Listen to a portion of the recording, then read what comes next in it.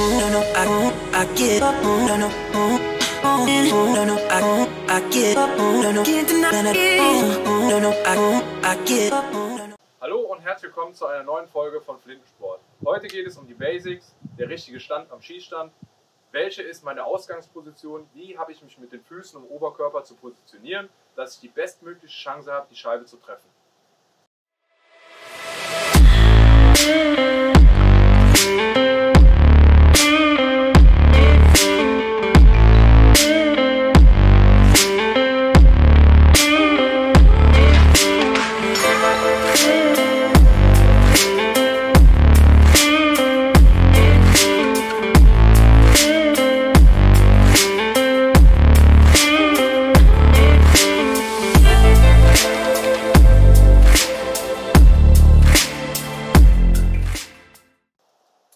So, heute ist Philipp mit an Bord.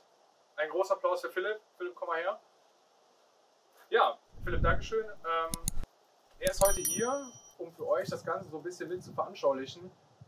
Der richtige Stand, Haltung, Oberkörper mit der Flinte zusammen zum Schluss, wie es aussehen sollte. Wir möchten euch gerne zeigen, welche Anfängerfehler gerne gemacht werden, was ihr dagegen tun könnt, wie könnt ihr euch in Zukunft kontrollieren. Und das Ganze geht einfach mit zwei Personen besser.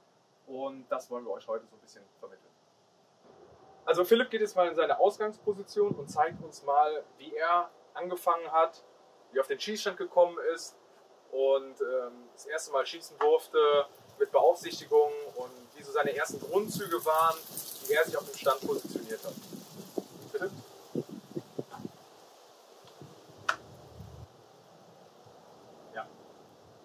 Was man jetzt hier ganz schön sehen kann, ist, die Verlagerung vom Gewicht. Der Oberkörper ist weit nach vorne gesenkt und der Schwerpunkt hinten mit dem Fuß da durchgestreckt und das Bein hier geknickt ist halt keine optimale Position für eine Annahme von der Scheibe. Ja? Das sind die Grundzüge, die falsch gemacht werden. Wir zeigen euch im Nachgang natürlich, wie es richtig sein sollte. Wir werden jetzt mal anfangen mit der Fußposition. Wie werden die Füße positioniert? Philipp, danke. Runter. Für die richtige Fußposition wird vorgegeben, dass man sich als Rechtsschütze, in unserem Fall, wir zeigen es als Rechtsschütze, in einem 40-Grad-Winkel gerade zur Ausgangsposition, wo die Scheibe rauskommt, positioniert. Um euch eine kleine Hilfestellung zu geben, wie ihr die 40 Grad findet, ganz einfach, ihr stellt euch auf die Matte, ihr habt einen rechten Winkel. Hier sind ungefähr die 45 Grad, ja. Das ist so 5 Grad plus minus, das kann euch helfen. So. Jetzt müsst ihr euch so positionieren, dass die rechte Fußspitze in den 40 Grad läuft und stellt den anderen Fuß, einfach den linken, in einer geraden Achse, nicht weiter vor, nicht extrem nach hinten, sondern schön parallel zueinander, ja, aber schulterbreit, so wie ihr gebaut seid, nebeneinander. Das ist so die Standardposition, wie ihr starten solltet. Soll nicht heißen, zu viel nach rechts und so schießen oder so offen. Wie gesagt, nochmal zurück, Mitte Matte, Richtung Ausgang Wurfscheibe, wo sie rauskommt. Ihr baut euch einen rechten Winkel, sucht die Ecke, 45 Grad circa, den rechten Fuß in die Richtung der Ecke, wo die 45 Grad sind, und den linken positioniert ihr euch hier neben der Linie daneben. So. Das ist eure Ausgangsposition, wie ihr stehen sollt, nur von den Füßen. Ja? So. Philipp, mach das mal.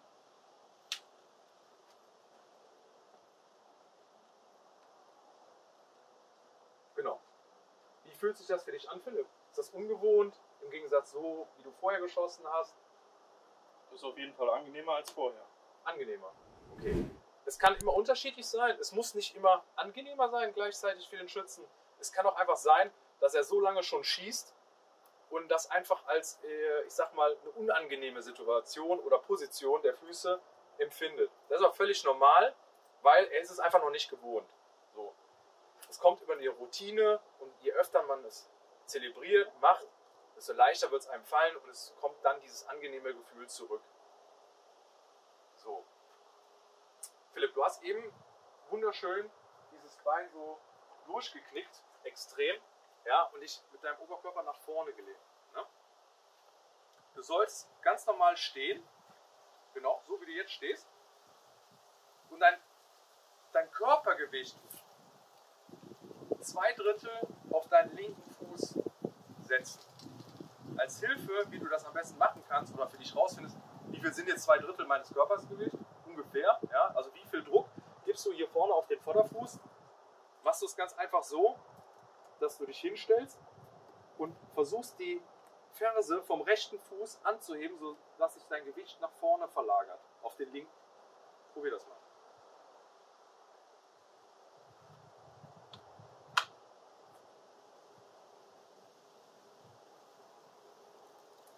Und?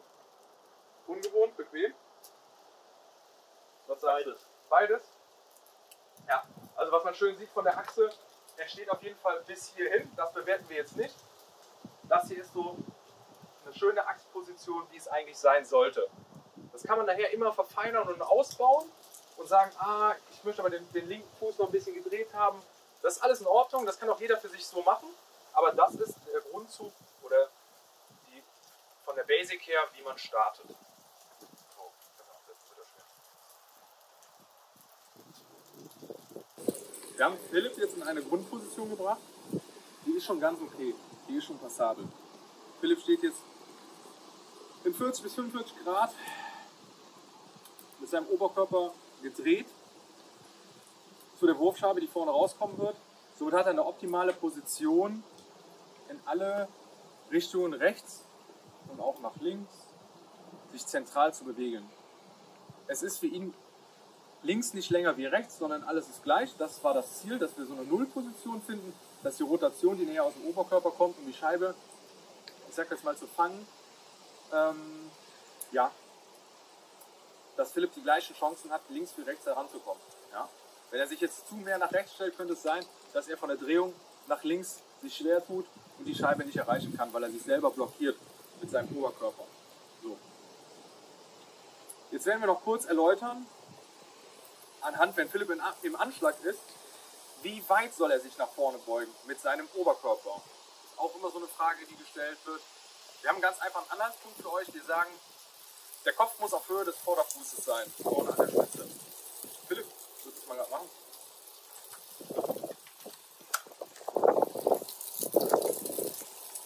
Okay. Jetzt ist es so, wir sagen, hier gemessen runter, wenn man jetzt hier einen Stab hinstellen würde, Philipp hat sein Gewicht, seinen Schwerpunkt jetzt im Kopf, den Oberkörper nach da vorne verlagert. Für uns wäre es besser, wenn Philipp etwas aufrechter stehen würde. Ja? So. Das heißt, jetzt ist hier Kinn, Fußspitze ist der Schwerpunkt. So sollte die Ausgangsposition dann später sein. Ja? Kannst du mal runternehmen, also schwer. So, wie ist das jetzt für dich? Fühlt sich das extrem viel an, wenn man dich aus deiner Position, die viel zu sehr nach vorne geneigt ist, dich etwas weiter nach hinten holt? Fühlt sich komisch an oder wie könntest du das beschreiben? Mit deinen eigenen Worten. Es bedarf auf jeden Fall einiges an Training, um das umzusetzen. Ja. Am besten ist, wenn ihr die Möglichkeit habt zu Hause, ja, ich sag mal, eine kleine Büroecke oder sowas, holt euch so eine Matte, macht euch die Markierung drauf, wie ihr euch die Füße da setzen möchtet, hängt euch einen Spiegel auf und übt das Ganze. 10, 20, 30, 40 Mal, 50 Mal, das, wie ihr Zeit habt. Umso mehr, umso besser. Nur so schafft ihr es, ja, ich sag mal, auch das Muskelgedächtnis so weit zu bringen, dass ihr euch immer wieder daran erinnert, wie weit die Bewegung sein soll. Dass ihr es nicht zu weit macht, dass ihr es nicht zu kurz macht, sondern dass ihr immer wieder auf die gleiche Position, wenn ihr anschlagt, Vorderfuß, wie ihr stehen sollt, dass das Gewicht richtig verlagert wird. So. Ja, Philipp. Jetzt zeigen wir noch kurz mal was zur Rotation. Ich gehe nochmal in den Anschlag.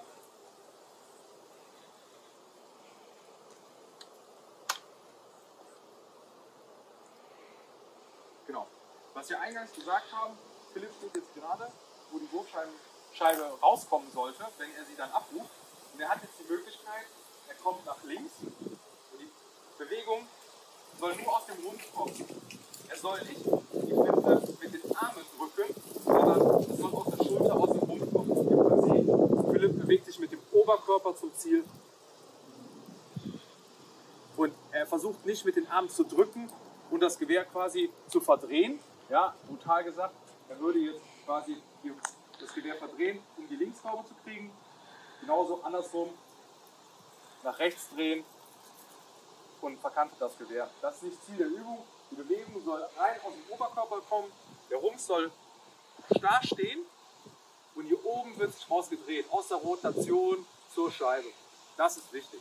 Das müsst ihr lernen. Viele Schützen, sieht man, ich demonstriere das mal gerade, die schauen irgendwo hin, rufen ab und drehen sich so von unten nach oben weg. So kann man nicht schießen. Das funktioniert nicht. Man kann damit zwar mal treffen, meiner Meinung nach, aber es ist kein Dauerzustand, wo man sagt, ich schieße jetzt ein Average von 23 plus. Ja, so. Ja, Philipp, schon mal danke. So, wir haben ja jetzt euch einiges kurz gezeigt zum Stand, Gewichtsverlagerung, Rotation, Haltung vom Oberkörper, um euch mal so einen kleinen Einblick zu geben, wie viel Aufwand oder auch wie viel Trainingsinhalt dahinter steckt, damit man sowas umgesetzt bekommt. Ja, wollen Philipp und ich euch einfach mal so einen Einblick in unsere Historie geben, wie wir angefangen haben, dass es nicht halt nach einem Mal getan ist. Wenn man sich sowas vornimmt, sich selber analysiert oder mit einem bekannten Freund oder mit einem anderen Schützenkollegen zusammen, dann ist es nicht gerade selbstverständlich und auch einfach, dass man das mal gerade bespricht, dass es jeder versteht und dann beim nächsten Training so umgesetzt wird. Sondern man hat am Anfang immer eigentlich eine sehr hohe Motivation, meiner Meinung nach, in dem Moment, wenn man trainiert und was gesagt bekommt, wie man etwas besser machen könnte oder man sollte es ausprobieren. Allerdings, wenn man wieder in sein Privatleben zurückkommt, Arbeit, Frau und dann einmal die Woche trainiert, ist es doch relativ schwierig, den Fokus beim nächsten Training nach 7 Tagen wieder so aufrecht zu erhalten wie am letzten Trainingstag. Genau zu verstehen, was wollte ich machen, was möchte ich umsetzen. Viele kommen wieder auf den Schießstand, treffen Bekannte, unterhalten sich, haben so ganz andere Gedankengänge plötzlich wieder und fangen an, dann ihre Runden zu schießen und sind gar nicht am Trainieren, sondern schießen einfach nur Runden. Man sollte sich einen Plan machen, vielleicht aufschreiben, was möchte ich am Folgetrainingstag machen, auch wenn der eine Woche nach hinten gesetzt ist, damit man genau weiß, ich komme jetzt zum Schießstand, okay, ich habe das und das vor und das setze ich auch um, das ist mein Ziel. Und dann kann man ein Fazit ziehen. Ja? Philipp, wie war es bei dir? Du hast oft was gesagt bekommen, du sollst Kleinigkeiten ändern. Wie bist du rangegangen und wie leicht oder schwer ist es dir gefallen? Ja, mir ist es doch schon relativ schwer gefallen. Ich meine, ich hatte jetzt natürlich das Glück, dass du von Anfang an unterstützt hast und direkt gesehen hast, was sind Sachen, die müssen angepasst werden, was sind Sachen, die sind vielleicht nicht so in Ordnung. Ich glaube, gerade für Leute, die gerade frisch mit dem Schießen anfangen, ist es dann wichtig, auch einen Partner zu haben, der schon erfahren ist und sich mit den Themen auseinandersetzen kann und auch Tipps geben kann. Und was ich jetzt nach dem Jahr Schießen für mich mitgenommen habe, ist, dass Kontrolle das A und O ist. Man braucht immer eine zweite Instanz, die kontrolliert, um zu schauen, verfällt man wieder in alte Muster. Ich glaube, das geht auch vielen eingeschossenen Schützen so, dass sie dann doch teilweise, wenn sie sagen, ich mache was Neues, sich wieder im alten Muster wiederfinden.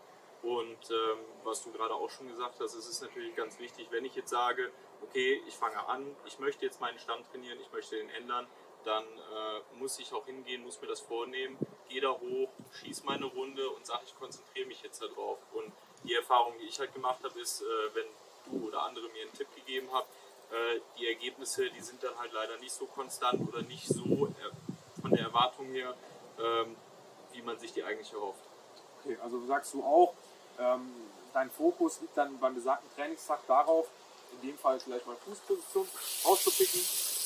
Da liegt dein Fokus drauf, du konzentrierst dich sehr stark auf den Moment, dass du halt alles richtig machst, so wie der eine oder andere das vielleicht geraten hat.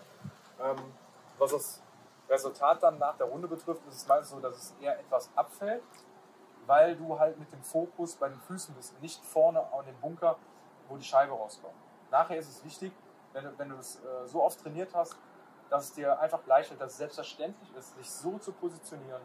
Dann gehen deine ganzen Sinne, die geschärft werden, gehen wieder vorne auf die Scheibe, die du erwartest nach deinem Abruf, ja, und hast viel mehr Konzentration, viel mehr Ruhe, die Annahme der Scheibe richtig zu gestalten und sie dann auch dementsprechend, ich sag's mal, zu treffen.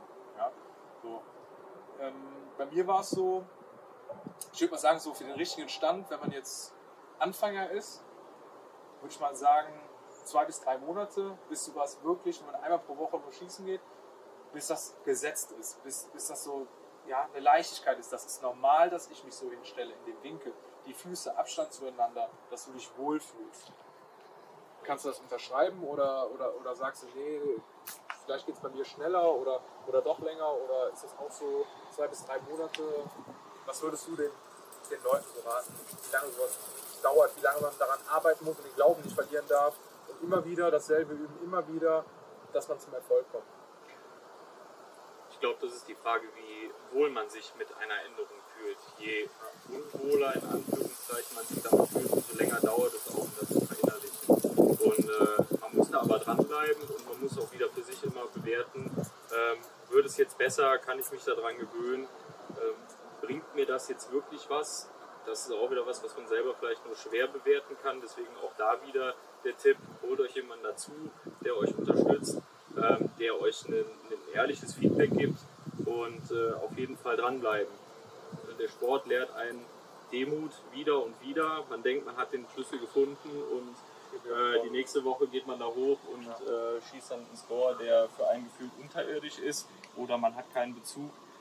Man muss sich da, es gibt keinen genauen Schlüssel. Also ich denke, das ist sehr individuell und ich glaube, für den Anfang ist es wichtig, das A und O ausprobieren, Runde für Runde, nicht in der Runde wesentliche Änderungen wieder machen, sondern das dann danach ehrlich zu reflektieren und im schlimmsten Fall kann man danach aus uns einfach mal getrost ein Bier trinken und sagen, okay, es hat heute leider nicht so geklappt. Das ist auch richtig. Um nochmal gerade auf die Fußposition zu sprechen zu kommen, bei Philipp und mir war es ganz lustig. Wir haben uns mal hingesetzt und haben von den ersten Top-10-Schützen der ISSF, so von den Jahren zurück auf YouTube, mal die Fußposition geguckt. Die Namen möchte ich jetzt gar nicht alle nennen, die da immer so posieren. Das sind immer dieselben, sage ich jetzt mal spaßeshalber. Aber es ist doch ganz gravierend zu erkennen, dass gerade die Italiener ein bestimmtes System verfolgen, seit Jahren die Spanier, die Belgier, die ganzen Nationen, man sieht, es kristallisiert sich heraus, es gibt immer so ein eigenes System und es weicht, das Italienische weicht extrem vom Spanischen ab, das Spanische weicht extrem vom Belgischen ab. Nur mal so jetzt gesagt, man könnte jetzt jede Konstellation nehmen, packen, drehen, wie man will. Für uns beide war es ganz lustig. Wir haben es dann mal ohne Kamera versucht, einfach mal nachzumachen. Es war sehr amüsant. Von daher, wir wollen euch so ein bisschen so eine Standardposition an die Hand geben, wo ihr starten sollt. Das ist jetzt mit Sicherheit nicht der kleine Trick, damit man immer 25 ist, sondern es soll mal so einfach nur eine Grundposition sein. Ja, dann Philipp, vielen Dank für die Unterstützung im Video. Sonst als Kameramann tätig, vielen Dank, sollte man auch mal erwähnen. Olli hinter der Kamera sieht man leider nicht. Er muss leider das Stativ halten. Er war auch noch nicht in der Maske, deswegen er traut sich noch nicht ins Bild zu kommen. Aber wir beide und auch Olli hinter der Kamera, wir bedanken uns ganz herzlich und wir würden uns natürlich freuen, wenn ihr auf Abonnieren klickt und uns liked und uns weiter verfolgt. Schickt uns Themen, schickt uns eine E-Mail, was wollt ihr als nächstes sehen und wir werden das auswerten, besprechen und gucken, was wir euch als nächstes zeigen können. Ja? Bis dahin wünsche ich euch alles Gute, bleibt gesund und bis zum nächsten Mal.